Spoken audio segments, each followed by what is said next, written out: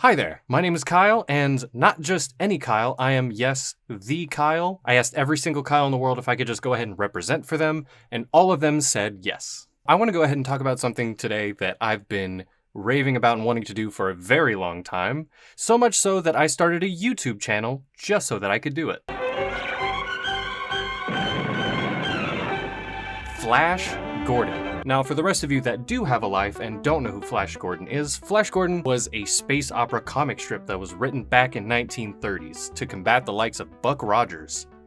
That's a fun name. Way beyond that, space operas were given their name because of their super over-the-top dramatic exposition. Now, back then, people were going gaga for the space opera genre. Why? Because so many of the logical loopholes that take place in space operas can be explained away with, okay, I guess that is just science. It seems if we dive deep into their molecular structure in order to reverse engineer the Lopcoptodoptil. Yeah, you get the point. Flash Gordon being translated in over 8 languages, being published in over 130 newspapers at the time, and being read all around the world by over 50 million people. Okay, so space operas were huge. Flash Gordon was huge. Who cares?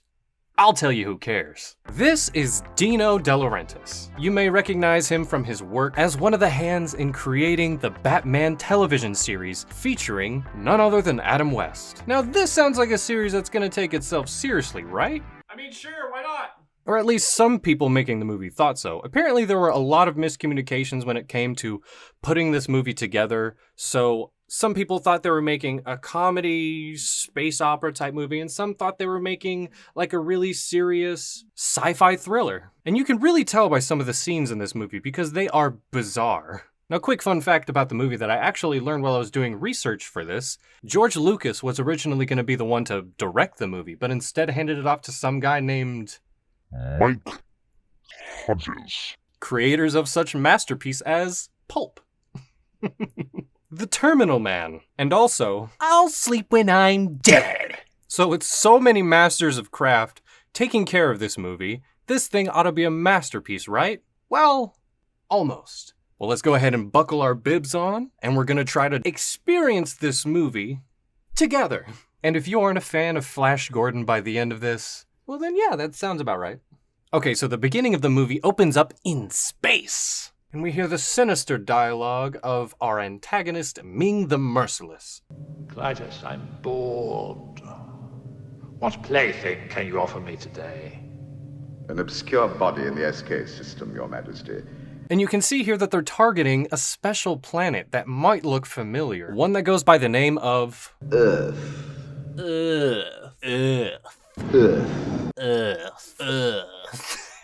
And you can quickly realize by the buttons labeled under the planet that this mysterious man is pressing buttons and making earthquakes on the Earth. So Captain Sinister here has the option to destroy Earth, but he's choosing to play with it for a while.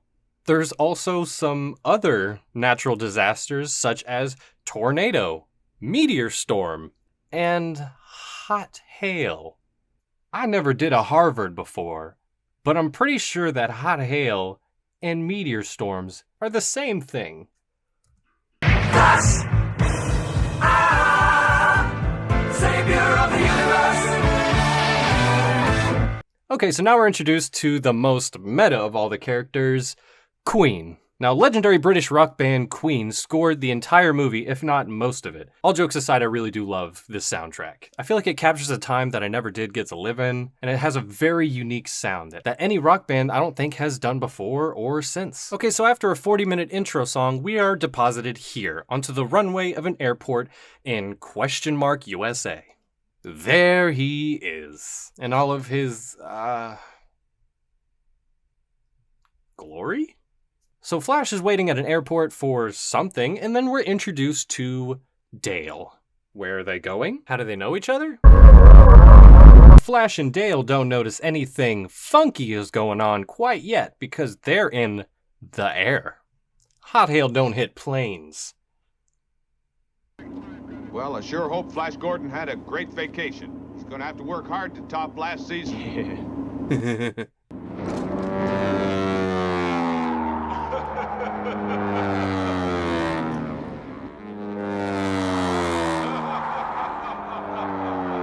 I love the stock standard audio that they have for the plane that they just played over and over. They're like, yeah, planes make that noise.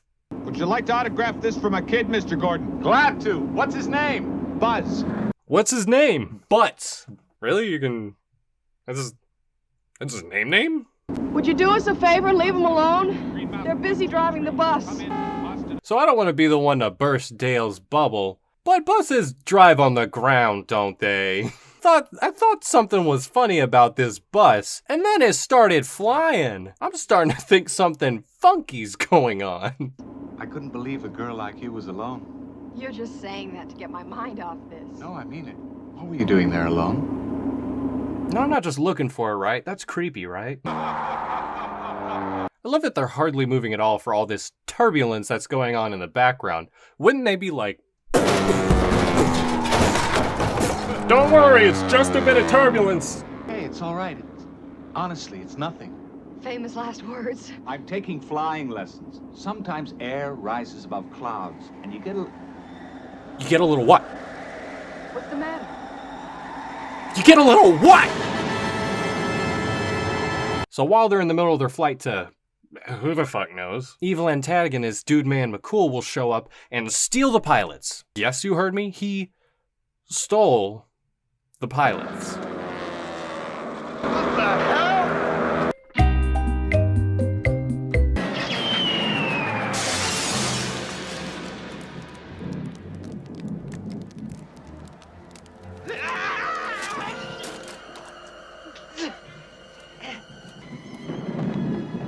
And he almost burns in his bed alive, brushes it off, and then wakes up and realizes... There's no sun.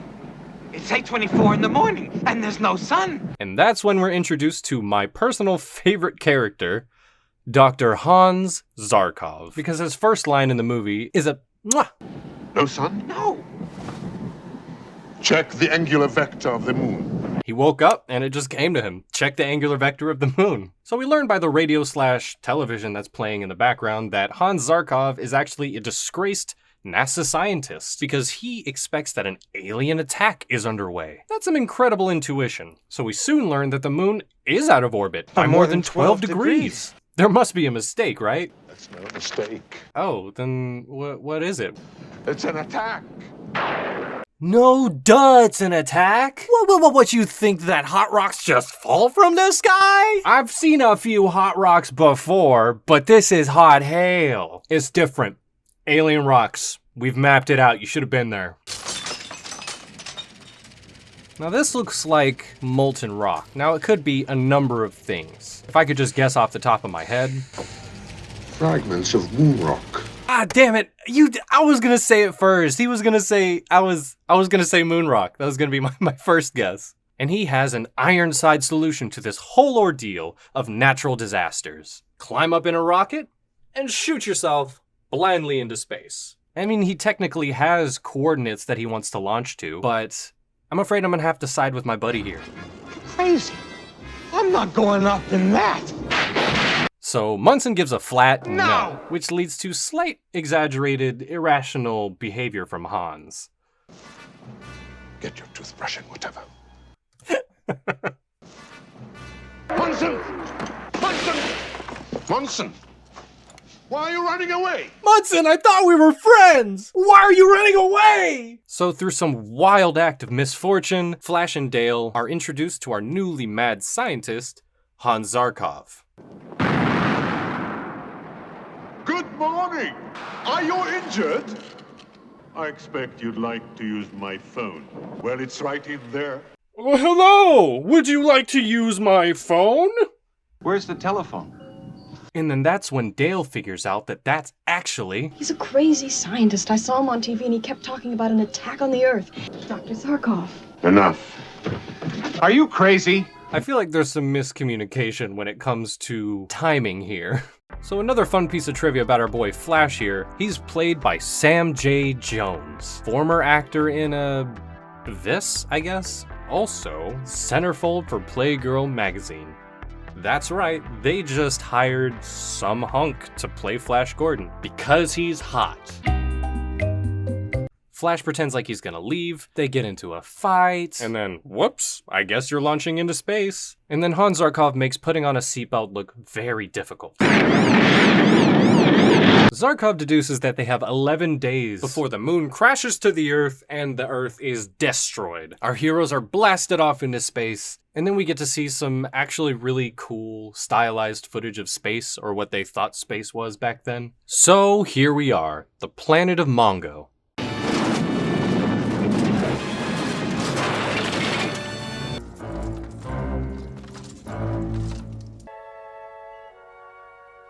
Wake up. Dale, wait.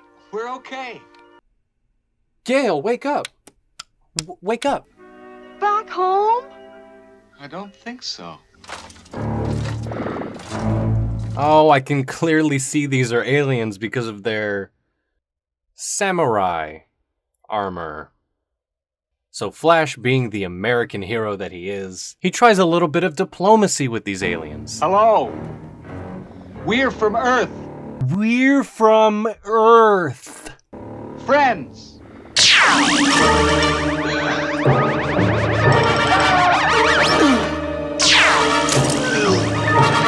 I gotta be honest, it's not what I expected to happen. They're now taken to this mysterious Lego castle. Whoever they are, it's clear they are highly developed. And somehow, like a supercomputer is able to read the minds of all these people who are in armor. People are sleeping under somebody's iron fist. Look at them. The poor wretches are just waiting for someone to lead them in revolt. Oh, are you looking at me, Zarkov? Yes. Yeah, look at him. Standing there. Guards, halt! Prisoners, follow me. Oh, so these extraterrestrials do speak English. Halt, lizard man. Escape is impossible. Surrender. Prisoners, march below me to the presence of Emperor Ming. If it fails, I've still got a gun in my pocket. Don't worry, I have a gun in my pocket. What the fuck, dude? They literally just spoke English to you. So naturally, the robot with fisheye lens takes his gun away, under the guise of a seamless jump cut, may I add. Ah, it's so bright. Ah, it's bright.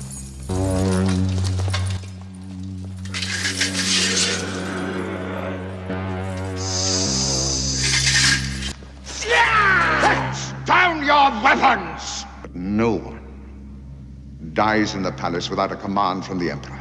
Now hold up before you kill each other. No one dies unless I said you could die. Hail Ming. I guess so. So this looks like a gathering of different races of aliens, gathered together for some big ceremony or celebration. It's hard to tell with that really happy soundtrack happening in the background.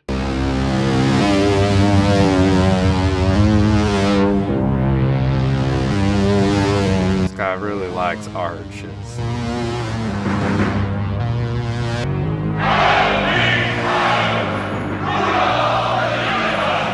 Oh, okay, so guy with the really arched evil eyebrows is evil. Got it! Has that been open this whole time? Your Majesty, I can offer you nothing this year except my loyalty. How great is this loyalty to your Emperor? Without measure. Throw yourself onto your sword. No one dies unless I said you could die. To all the kingdoms of Mongo, death to me!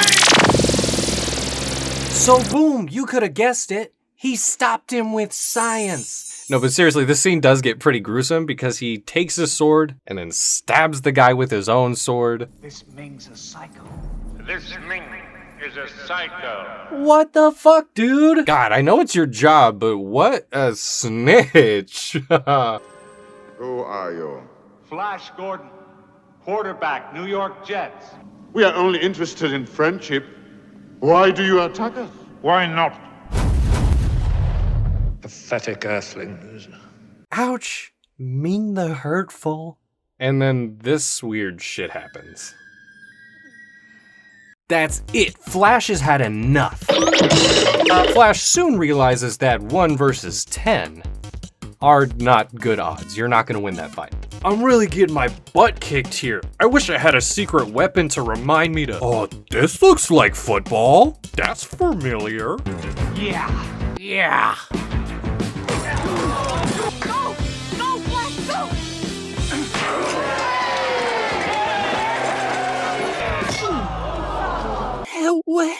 We order him disposed of tonight by public execution. And they don't waste any time. That shit's happening right now. And just as Flash gets in the chair, and just before the moment that you think that he's gonna die, he dies.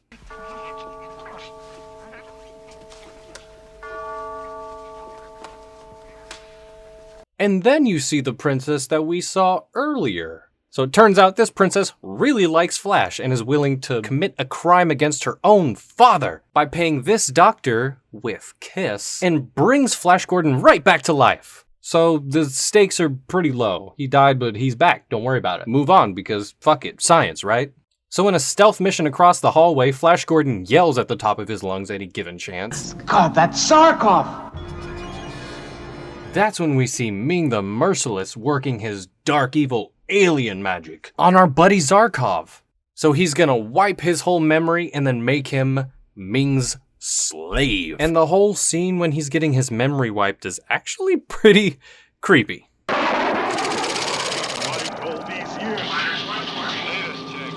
I resign!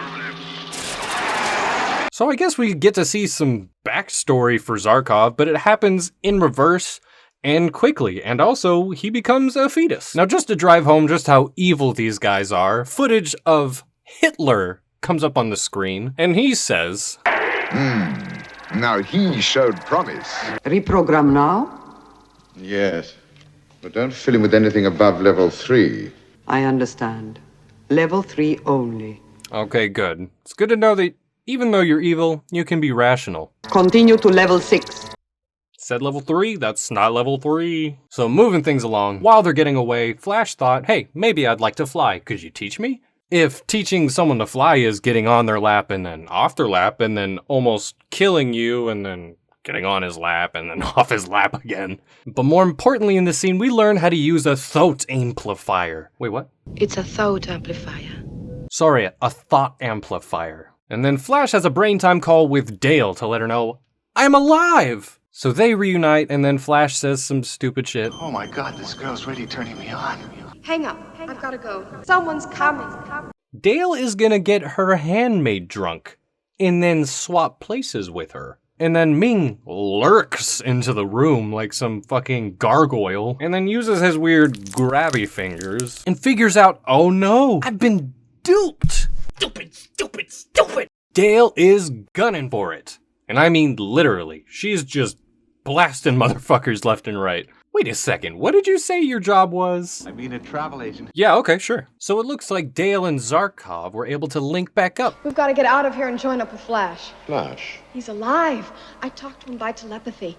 He went to Aboria to get us help. Aboria? But Zarkov got his mind wiped. She doesn't know that. She's spilling all this information. There's soldiers everywhere. What'll we do? Let me think a moment. So that's why they let us escape. Wait, what? So you're just fine, Zarkov? Do you know why it really failed? I can't imagine. As I was going under, I started to recite Shakespeare, the Talmud, the formulas of Einstein, anything I could remember, even a song from the Beatles. It armored me, girl. They couldn't wipe those things away. So the reason that Zarkov was able to overcome the mind control was because he's human and he likes the Beatles. And then they're awkwardly bombarded by bird people. So we arrive on Arbor. Arbor? Aboria? Arbor. We arrive on Arbor. Flash and Aura, which her name is Aura, by the way, show up just in time to crash an initiation that goes pretty well.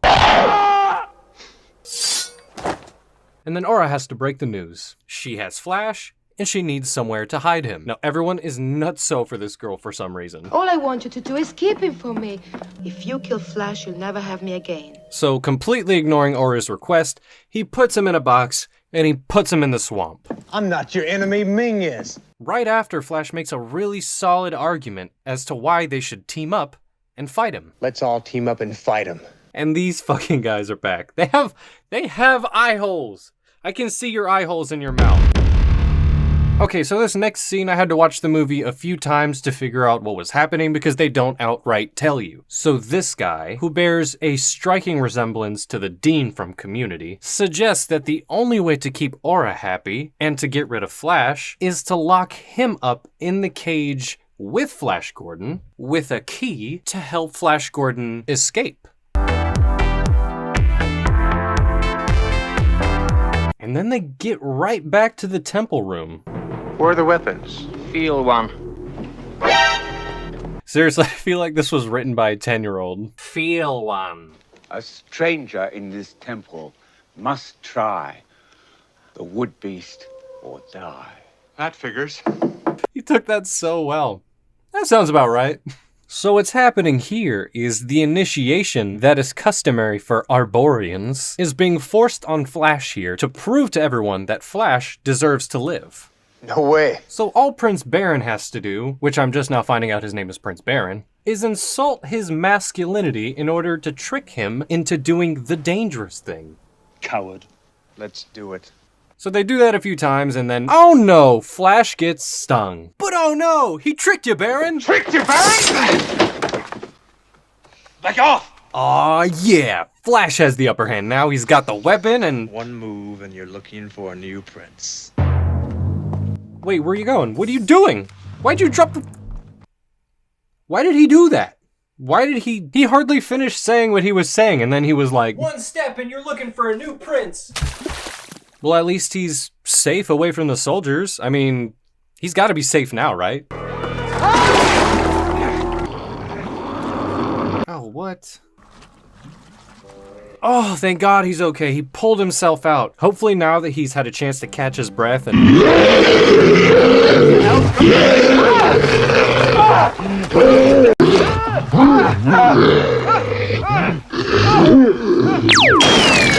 So Baron saves Flash just in time to try to kill him, just in time for someone to save him.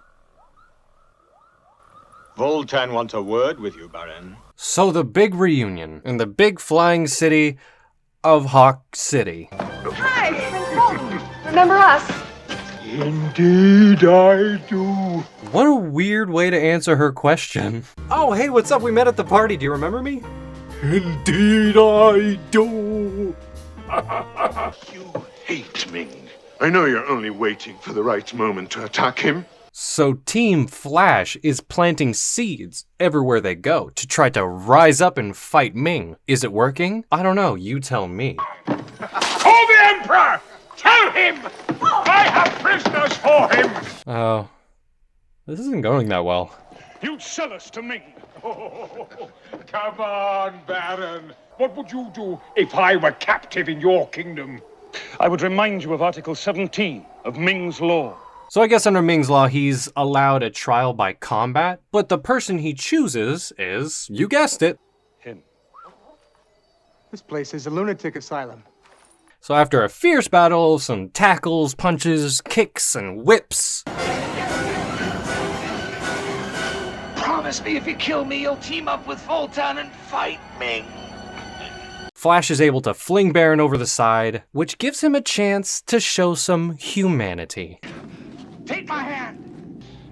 That's it, Prince. And because Flash was such a chill dude and saved him when he really didn't have to, everyone teams up and exclaims they're ready to fight Ming once and for all. At least until Ming shows up.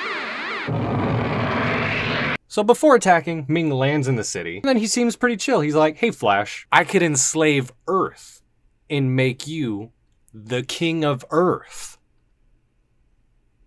What do you say? You're crazy. So naturally, he leaves him there and blows up the city. And Flash makes a quick getaway because of course he does. So we're nearing the end of this 2-hour adventure that we've gone on. It looks like Zarkov was right, a rebellion is afoot, and everyone's ready to fight Ming. So then begins the assault on Ming's castle. General Kala, Flash Gordon approaching. What do you mean? Flash Gordon approaching. What do you mean? Flash Gordon approaching. Now this is the big finale of the movie. The part with the most explosions, the part with the most action, the part with the most bird people. There's so much going on. Everything is coming to a head. Zarkov, Baron, and Aura are trying to make a prison escape as we speak. I feel like this scene in particular sums up pretty well the weird, rushed, expositional dialogue that gets forced in front of you. I've changed the code. I've changed too, Aura. And I've changed too. Oh, it's okay. I think I can work it out. I love you. Will you marry me? I don't know. We'll try. So Flash is supposed to put the ship on autopilot at the last minute and then hop ship with Voltan. So your plan to crash the spaceship into the wedding is supposed to save her. Good plan. So Flash's ship has taken way too much damage. The autopilot doesn't even work. Forget about it. And then Voltan tries to get Flash to get off the ship because you're gonna die. Flash once again shows his humanity as being the most powerful weapon that anyone can have, and then offers to sacrifice himself for many other lives. Baron just goes on a killing spree. He's just mad with power and a gun right now. I'm heading for Sector Alpha 9. Stop shooting everything. You could have just pressed the button. Okay, so much has happened. This movie has been so epic. Where else is there to go? So to cap off this adventure, Flash Gordon stabs Ming with the spaceship. Now I feel like I have to repeat myself when I say that Flash Gordon ends the movie by stabbing Ming the Merciless with a spaceship. So Ming doesn't die right away. He teleports himself inside of his ring because, you guessed it, magic. So everything turned out great. Dale didn't have to marry Ming, Baron is the rightful king, and Voltan is in charge of the armies. And then the Hawk people descend from the sky to let us know, thanks, Flash. And then they end this movie, how else but with a cliffhanger. Ooh, is he still alive? Yes, he's still alive. I assume that they meant to make a bunch more sequels, but they just never got around to doing it. I can see how this movie holds such a special place in a lot of people's heart. And joke as I might about the movie, they did a lot right. It felt like the world was real, it felt like the world was huge, save for a few special effects that didn't quite translate very well. But overall, you can tell the people who worked on this movie cared a lot about it. Or at least they cared for most of it and then they just wanted it to end. Yeah! So if you haven't seen Flash Gordon, I highly recommend that you get out there and actually watch it. It's a great journey to go on if you're not worried about the journey making sense. And to me, that feels like quite the win. So thank you so much for watching to the end. If you did, I had a lot of fun making this. I'd love to keep doing this. So if you want to support me, if you like what I say, if you like the words that I say and how I say them, please consider subscribing or liking the video, or don't. I'm not your dad, but it would make me really happy if you did. So join me next time when I try to eat 2 at once. Bye!